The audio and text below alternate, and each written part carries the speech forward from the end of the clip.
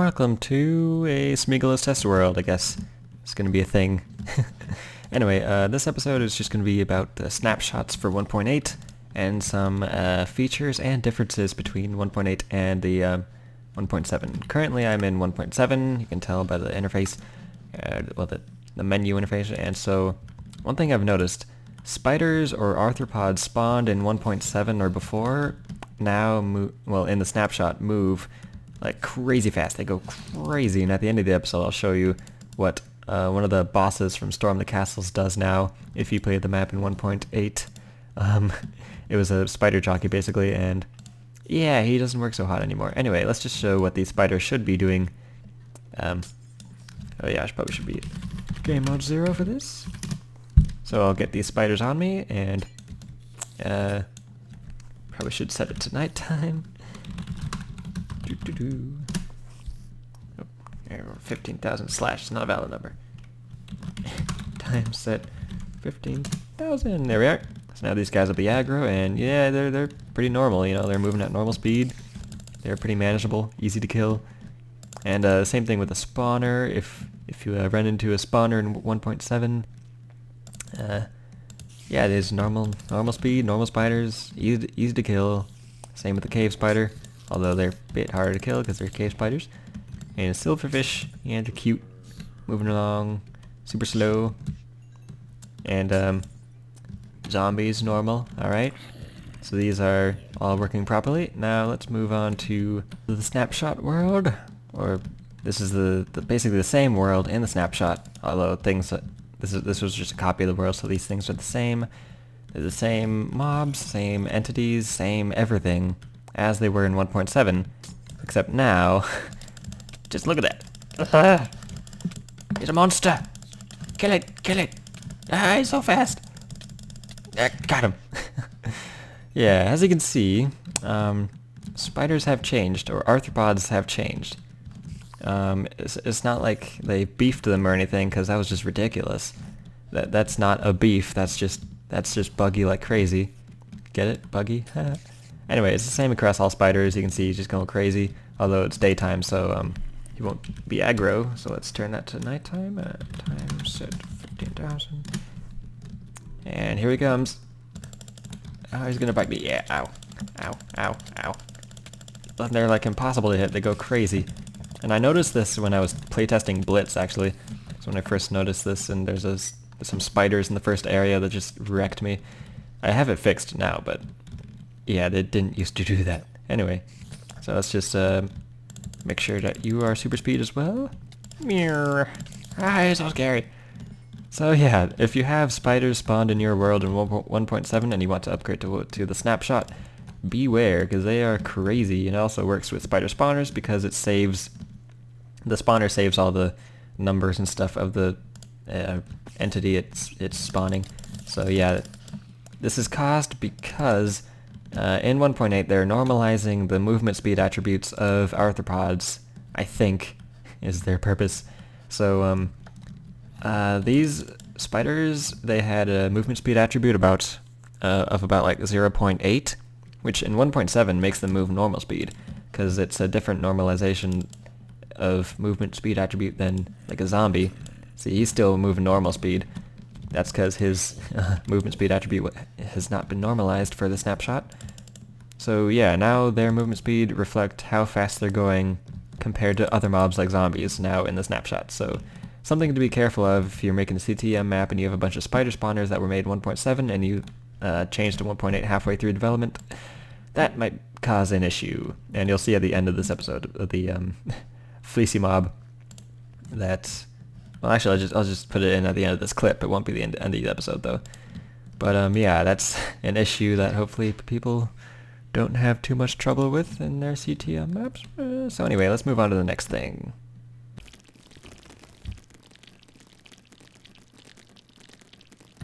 Alright, so here we are in a test world that I made a while ago, pretty much like when the snapshot came out, so I could test this guy. This is basically just a cute little chicken who's on fire, running around like crazy. And yeah, you see he's got the fire lava particles going off. That's caused by this clock over here. And this is the command that's putting the lava everywhere. kind of cute to see on the chicken running around like crazy. And he's running around like crazy because he's on fire. He might still have fire resistance, but he still thinks he's on fire and getting damaged, so he just runs around like crazy. You can see you can kind of clip into the glass there. It's kind of funny. But yeah, it's a cute idea for a custom mob that I might, you know, throw into a CTM map in the future. He's so cute. You know, this is just a summon for him. I could summon another one. See what happens with the particles? Yep, it's on both of them, so pretty cool. You can have like 5 of these chickens running around like crazy. Spawn in like 10. Ah, oh, this is so fun. Snapshot stuff. Lol. Hopefully it doesn't crash or anything. That'd be stupid. But yeah, whoa, particle overload. That's hilarious. Okay. Now for some more serious test world stuff. This second command block on this clock is just to kill the block that drops off of this clock. I'm sure there's ways to make a clock that doesn't drop it, but I'm too lazy to change it now. But anyway, this is the system that'll be repeated a lot for when I'm making my Wind Waker map. This system basically, hold on, let me change it to 9 times 50,000.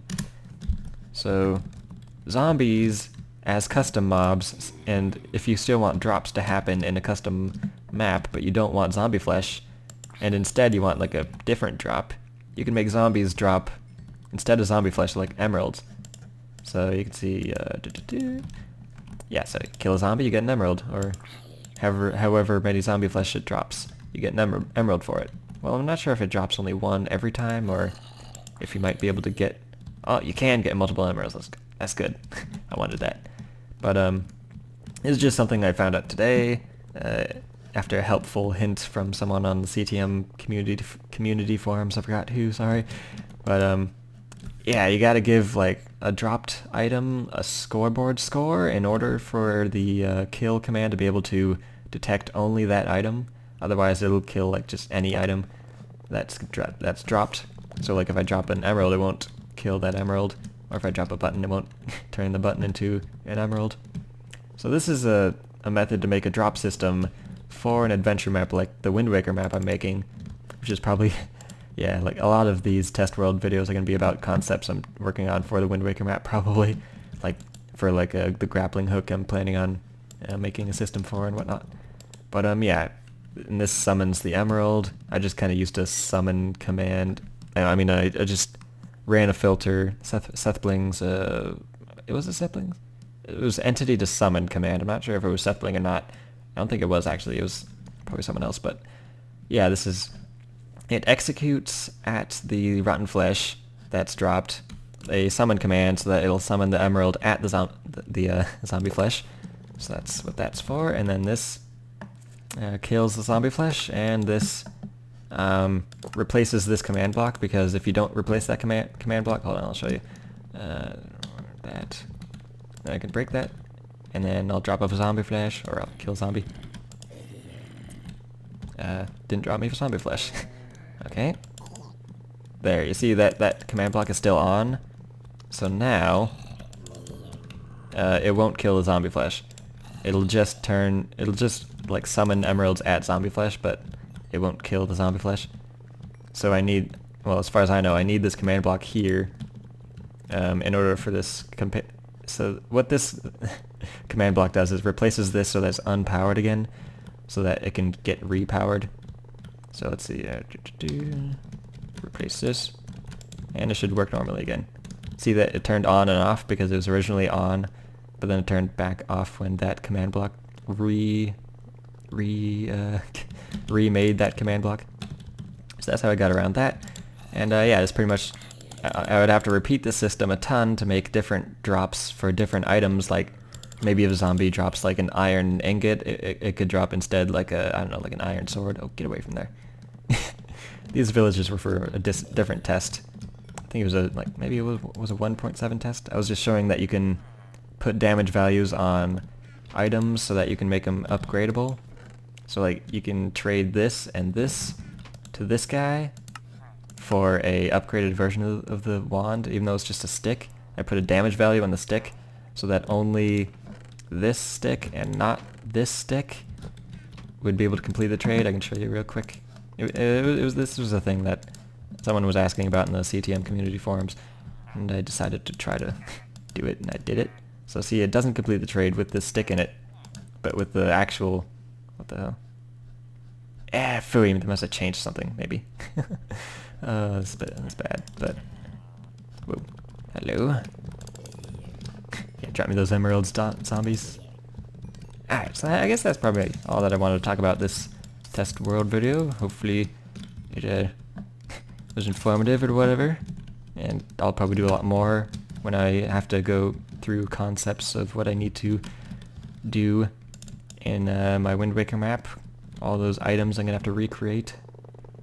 And also bosses. I'm planning to use clone commands to clone like frames of movements of bosses.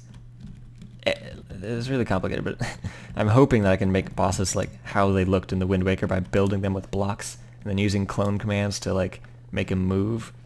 I'm not sure if it'll work though. Like it might be a bit like sluggish, and it would only summon. It would only like clone. It would clone it, but then it wouldn't be fast enough for the clones to be like frames of movement. So I'm worried about that, but hopefully it turns out really good and it makes the map just awesome. But yeah, anyway, hope it was enjoyable or whatever. Free emeralds if you just throw zombie flesh on the ground. And yeah, I guess I'll do this again sometime. On Saturdays I'm doing this test world episodes every Saturday until at least like Juggles comes back, so we can do LBMA like we usually do on Saturdays. So anyway, this has been the Smeagolow Test World episode 1, I guess? Well, yeah. Yeah, for this series I guess this will be episode 1, but anyway. Yeah, have fun in the snapshots. Like I'm having fun. There's chicas everywhere. I'll work on the clocks. I know there's better clocks out there.